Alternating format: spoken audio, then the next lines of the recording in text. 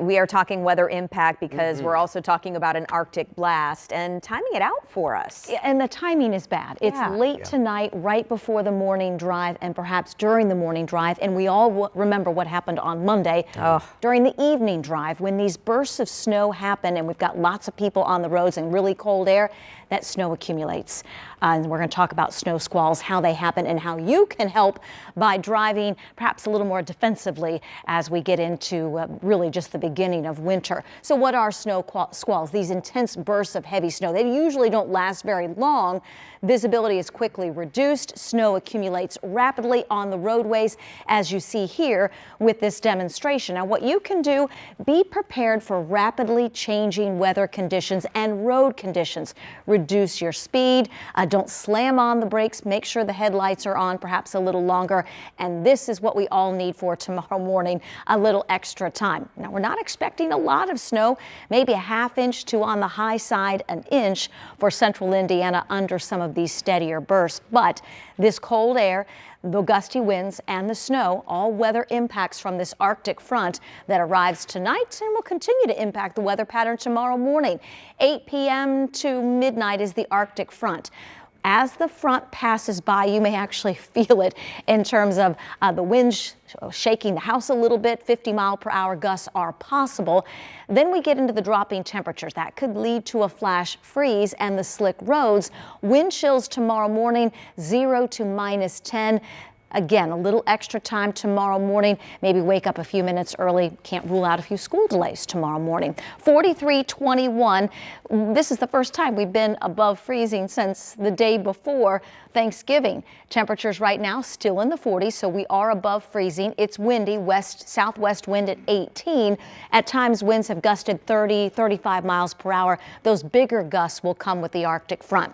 What you see on radar is not the Arctic front. This is just a little bit of rain from Greensburg to just south of Crawfordsville, or just south of Connorsville into Liberty. That will continue to move south. The front itself arrives between 8 p.m. and 10 p.m. for the central part of the state, and then will push south and east. However, with the cold air in place, cold air doesn't hold as much moisture as warm air, so we will continue to squeeze out some off and on snow showers even in that Thursday forecast, and it's going to be cold. Actual air temperatures between 10 and 15 degrees, wind chills that will be sub-zero, and then highs tomorrow afternoon only in the 20s. Temperatures start to rebound just a bit come Friday afternoon, and by the weekend, we are warmer still in the 40s, pushing 50 degrees. The concern, the next 12 to 24 hours with that front arriving, cold, slick, windy. Temperatures tomorrow will start the day at 12, 23 for a high, 30 Friday, and then 41 by Saturday. I think we're getting into basketball season. We want to be indoors, not outdoors. For sure. You're gonna say that to yourself several times during the day tomorrow as you walk out and feels like temperatures are below zero, and it may take you a little longer to get to work and school. We want to make sure you prepare now for the weather impacts coming. The when?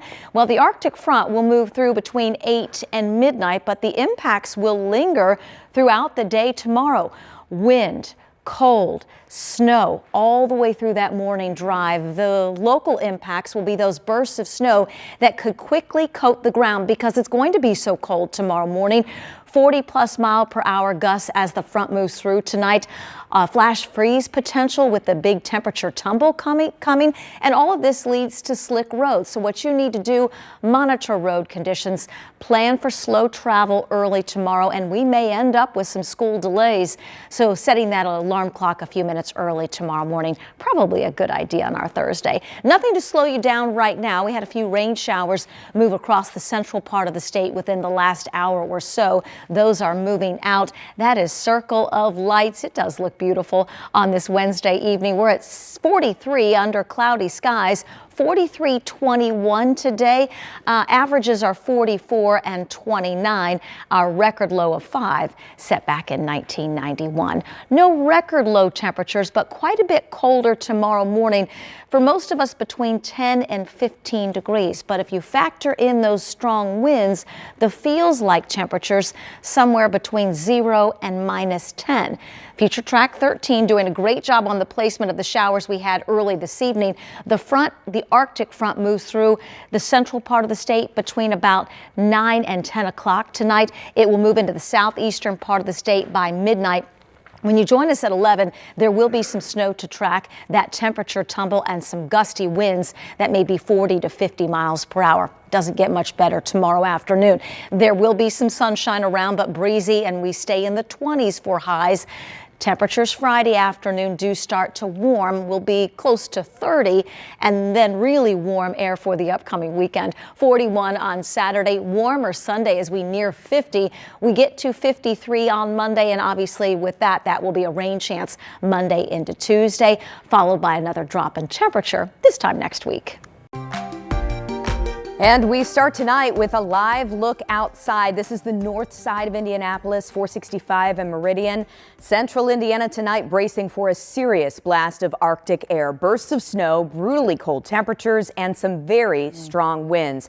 All of it, Angela says, moving through tonight and tomorrow, so we do have the possibility of slick road conditions, especially in the morning commute. But Angela, we're already seeing the power of that wind, thousands of power outages. Yes, all because of winds that have gusted over 60 miles per hour. Winds our viewers describing as scary tonight. Wow. 64 mile per hour gusts reported at Eagle Creek, 62 at the Indianapolis airport, over 50 mile per hour gust in Muncie, and near 60 in Lafayette.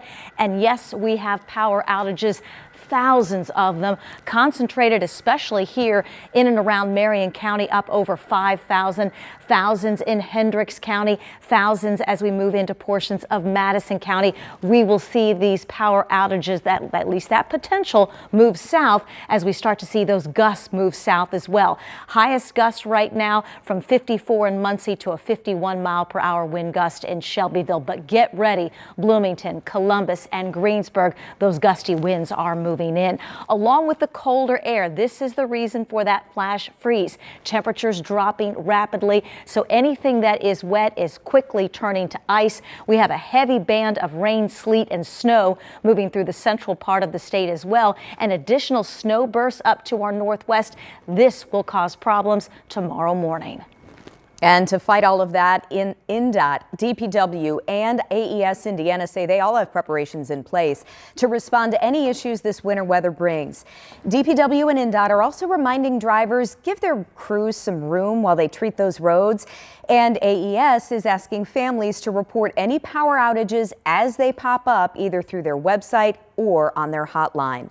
And you'll definitely want to make sure you have the Live Doppler 13 weather app on your phone. You can access interactive radar and the forecast blogs all throughout the day tomorrow. It is a free download in the App Store.